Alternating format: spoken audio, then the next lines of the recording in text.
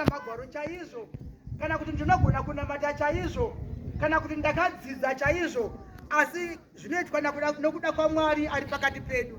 Haleluya. Akatora ava vanobva kuBhuruwayo, akatora ava vanobva kupasi kumadziva, akatora vanobva kuChinhoyi, kuti tisanganiswe tiite chinhu chimwe chete muna Kristu Jesu. Haleluya. Ndine mazwi maviri bedzi andoda kuti ndikukwazisei nawo. Isamba yakajairika yatinoziva iri kuna vaFilipi 4 verse 1. Pane mazwi andoda kuti nditsanangure ipapo, kuti kunyange neniwo ndikaenda nenzira yose yenyika, asi ndinoda kuti musare makabata chinhu ichi chekutenda pamberi paMwari. Murambe muchirwira ivhangeri yekutenda yananzwa muvhangeri achitaura pano, kuti kunyange ndikauya ndikakuona ndinofara, kunyange ndisipo ndingangonzwa bedzi kunzi vari kuSaturn mainhambe vangu vari kufara, ndeniwo ndinofara. Haleluya.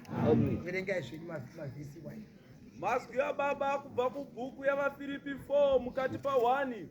Pana musoro wamazwi uripo, Pauro unovarayira nokuvasimbisa. Shoko rangu randinoda kukusiyirai masikati ano pamabasa rose.